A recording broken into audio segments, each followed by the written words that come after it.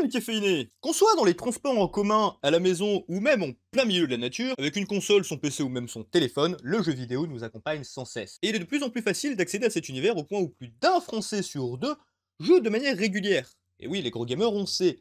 Quelqu'un qui joue sur son téléphone n'est pas un vrai gamer, on est au courant et on en reparlera plus tard. Mais savez-vous vraiment tout de son histoire? De Tennis for Two, considéré comme le tout premier jeu vidéo en passant par Pong, de la Game Watch à la PS5, de Snake à Candy Crush Saga, un café, et c'est parti!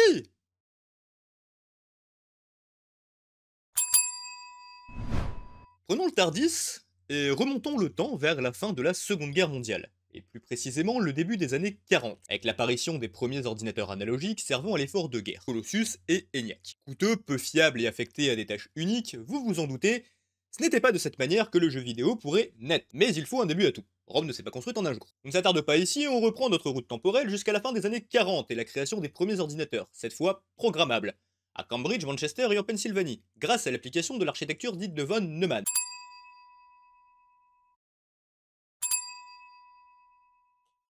C'est un modèle pour un ordinateur qui utilise une structure de stockage unique pour conserver à la fois les instructions et les données demandées ou produites par le calcul. La séparation entre le stockage et le processeur est implicite dans ce modèle. De telles machines sont aussi connues sous le nom d'ordinateurs à programme enregistré. Voilà, on continue la vidéo.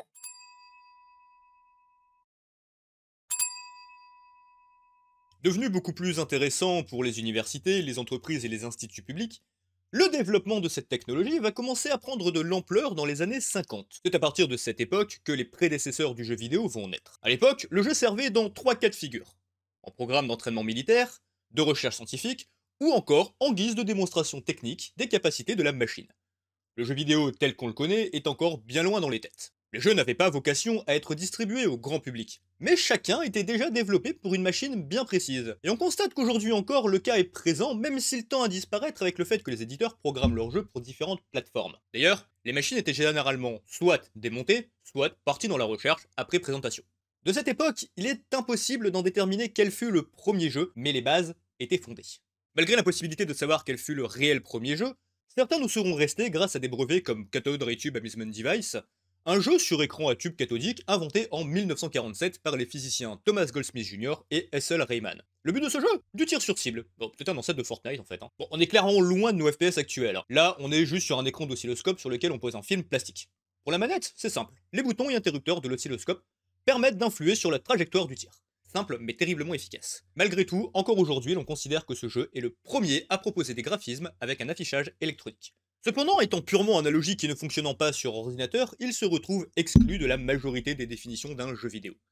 Ainsi, il faudra attendre 1950 avec Bertie the Brain, développé par Joseph Cates, pour avoir le premier jeu électronique. La machine permet de faire tourner un simple tic-tac-toe face à une intelligence artificielle avec différents niveaux de difficulté. Rendons-nous un an plus tard en 1951 avec l'ordinateur Nimrod, qui permet de jouer au jeu de Nîmes. Bah, tout simple. Mais l'un comme l'autre n'auront pris vie que pour impressionner le public et montrer les possibilités des ordinateurs. Tous deux seront donc démantelés. On va rester en 1951, et on va approcher de Ralph Baer, l'homme qui, encore aujourd'hui, est considéré comme étant celui qui a eu la première idée d'un jeu vidéo sur écran. À cette époque, cet ingénieur de la société Loral Electronics était chargé de concevoir la meilleure télévision du monde. Après réflexion, Ralph propose d'y intégrer un module de jeu. L'entreprise jugeant l'idée trop coûteuse, celle-ci sera donc refusée. Et 1951, c'est aussi la création du Ferranti Mark I par le MIT et la création d'un programme d'échecs par Dietrich Prinz. Alan Turing et David Champernowne avaient déjà développé une simulation d'échecs en 48 en écrivant les algorithmes mais sans ordinateur. Turing tentera donc de l'adapter sur Ferranti mais sans aller jusqu'à terme. Passons en 1952, où grâce à la recherche académique, des jeux tels que Oxo, un jeu de tic-tac-toe similaire à Bertie the Brain, différence que celui-ci tourne sur un ordinateur non affecté à cette tâche portant le nom de EDSAC, ou encore un jeu de dames, par Christopher Stachet sur la Ferranti Mark I. Ces deux jeux restent toutefois statiques, l'écran ne servant qu'à afficher un état fixe avant que le joueur ne puisse jouer son coup suivant. À partir pour les années 58 maintenant, avec William Higginbotham, au laboratoire national de Brookhaven, où en reliant un oscilloscope à un ordinateur, il arrive à proposer un sorte de tennis simplifié où deux adversaires doivent renvoyer une balle au-dessus d'un filet à l'aide de manettes. Un an plus tard, il adaptera son jeu sur un écran cathodique sans pour autant en déposer le brevet, pensant, à tort, n'avoir rien inventé. Les prémices du jeu vidéo sont enfin pleinement posées. Une console connectée à un téléviseur, l'utilisation de l'ordinateur comme adversaire et les contrôleurs externes sont depuis le standard de la création d'un jeu tel qu'on le connaît. Malheureusement, pour le grand public, il faut encore attendre. Rejoignons l'année 1965, avec Ken Thompson qui développe un système d'exploitation pour la société AT&T. Sa motivation première, faire tourner son jeu de simulation de système solaire nommé Space Travel. Jamais commercialisé et le financement stoppé en 1969, Ken Thompson ne perdra pas tout puisqu'il sera à l'origine de la création du système Unix.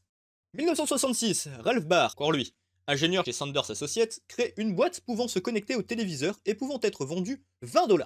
Le développement se poursuiva jusqu'en 68, où il créa un prototype pour en faire tourner des jeux de ping-pong, de tennis ou de handball. Les consoles de jeux modernes telles que nous pouvons le connaître aujourd'hui prenaient une nouvelle importance. 1968 maintenant, avec Doug Dimont, alors employé chez DIC, Digital Equipment Corporation, développe lui The Summer Game, qui est sans doute le premier jeu de gestion d'ailleurs. 1969 maintenant, James Storer, un jeune universitaire, développe Lunar pour la PDP-8. C'est un petit jeu d'aventure textuel où nous devions faire atterrir notre vaisseau, malgré des réserves limitées de carburant. Ce jeu inspirera fortement Lunar Lander, un des jeux de l'âge d'or des arcades, dont nous parlerons dans un prochain épisode.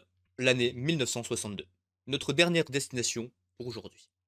Nous allons rejoindre Steve Russell et son équipe d'étudiants du MIT. Programmé sur PDP-1, le premier mini-ordinateur de la société DEC, le jeu Space War, un shoot 'em up multidirectionnel en 2D, met en scène deux vaisseaux pouvant tirer des missiles, chacun contrôlé par un joueur via manette.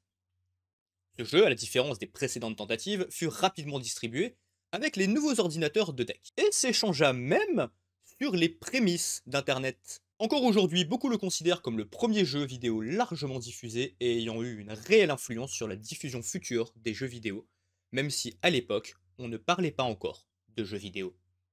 C'est ainsi que s'achève cet épisode. On se retrouve bientôt pour la suite de notre histoire où nous continuerons notre voyage dans le temps et entrerons dans l'âge d'or de l'arcade. Alors, abonne-toi et active la cloche pour ne pas rater la suite. Prenez soin de vous, prenez soin des gens que vous aimez, faites chez vos voisins, et peace!